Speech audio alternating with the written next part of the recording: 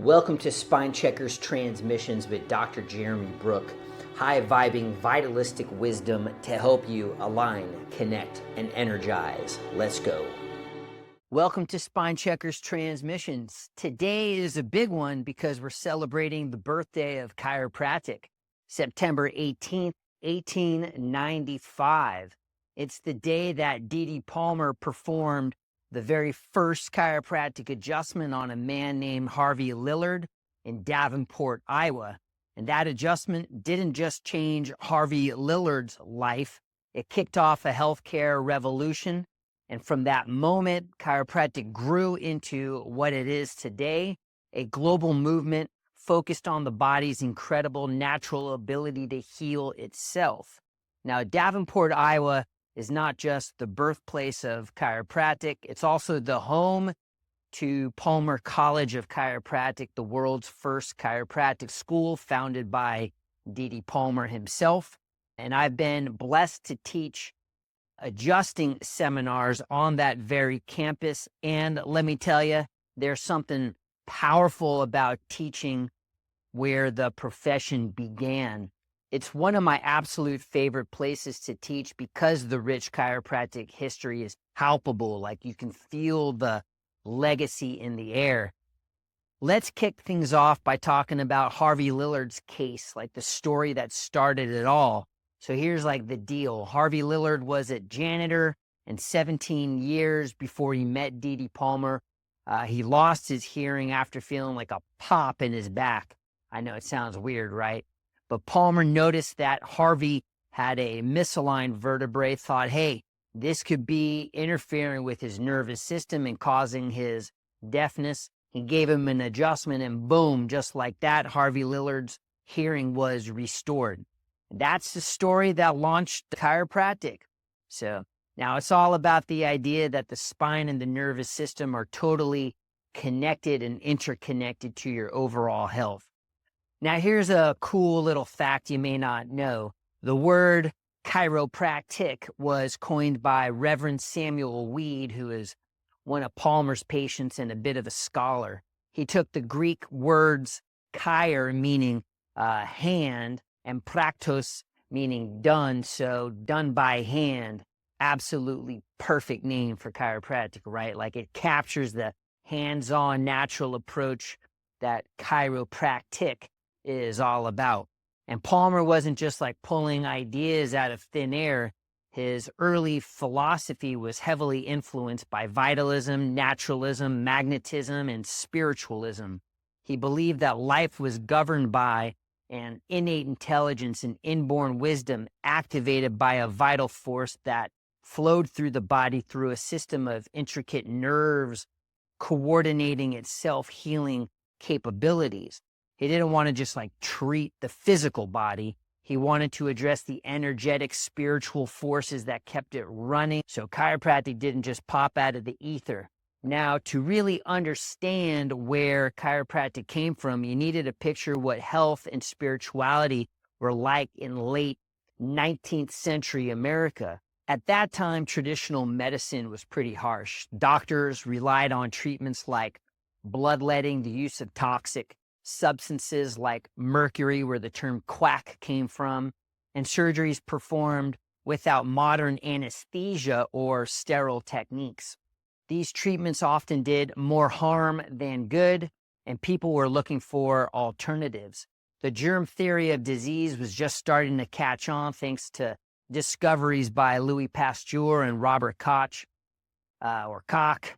But healthcare was still pretty primitive, and hospitals were often unsanitary places. This was also a time when there was like a major debate between germ theory and terrain theory, led by Antoine Béchamp, who argued that the body's internal environment or terrain was the key to disease. In the end, the germ theory won the day, but it's a fascinating historical debate. I personally lean towards the terrain theory, which focuses on the body's internal environment and how it interacts with external pathogens. This frustration with conventional medicine led to a growing interest in alternative healing practices. Movements like homeopathy, herbalism, magnetic healing, which Palmer practiced himself, and osteopathy, which was founded a decade earlier in 1874, became popular. People wanted gentler, more natural ways to heal. At the same time, America was experiencing a spiritual awakening. But spiritualism wasn't the only thing on the rise. Transcendentalism and Eastern philosophies were also gaining traction.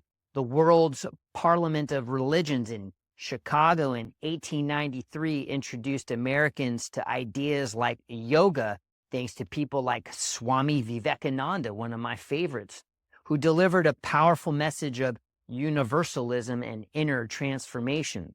People were hungry for deeper spiritual connections that went beyond traditional religion, seeking to understand the mysteries of life and health. So it was in this environment that vitalism, the idea that the body is governed by a life force, took hold. Many alternative healers, including D.D. Palmer, believed that restoring the flow of vital energy was the key to healing. And chiropractic emerged from this rich mix of medical frustration and spiritual curiosity, blending the need for physical healing with the desire for spiritual alignment. Now, Palmer took these influences and combined them into this hands-on, drug-free approach to healing by focusing on the nervous system. His goal was to remove interference in the body's energy flow so the body could heal itself. This was a radical idea, and it really placed chiropractic on a collision course with mainstream medicine. As chiropractic grew, B.J. Palmer, D.D. Palmer's son, took his father's work to the next level, often referred to as the developer of chiropractic. Well, B.J. Palmer's wisdom expanded the profession in ways no one could have imagined. He introduced groundbreaking concepts that transformed chiropractic from like a small healing art into a global movement. His belief that chiropractic wasn't just about fixing physical problems, but enhancing the body's innate intelligence led to an entire philosophy of healing. B.J. Palmer was a true visionary. He saw chiropractic as a way to unlock human potential, not just to alleviate symptoms, but to allow the body and mind to work in harmony. He introduced techniques like upper cervical adjustments, focusing on the atlas and axis vertebrae at the top of the spine, where many believed the key to health and well-being lay. B.J. Palmer's wisdom extended beyond the physical body. He believed in educating the public about health and self-care and worked tirelessly to elevate chiropractic education, even founding the Palmer School of Chiropractic, which became the leading institution for chiropractic training. His dedication to advancing the profession was driven by his commitment to what he called the big idea, that adjusting the spine could change lives and ultimately change the world. The American Medical Association wasn't exactly thrilled about chiropractic. They saw it as a great threat and fought hard to discredit the profession. Early on, chiropractors faced serious challenges, even going to jail for practicing chiropractic. Chiropractors were thrown behind bars for standing by their principles and helping their patients without drugs or surgery. It actually wasn't until 1922 that chiropractic became officially licensed right here in California. That was one of the early victories that helped establish the profession. But the fight didn't end there. Chiropractors spent decades proving their legitimacy, and it actually came to a head with the Wilk versus AMA case. In 1987, the courts ruled in favor of chiropractic, stating that the AMA had unlawfully conspired to try to take us down. Now, that was a huge win, not just for chiropractors, but for the people who believed in and benefited from what we do.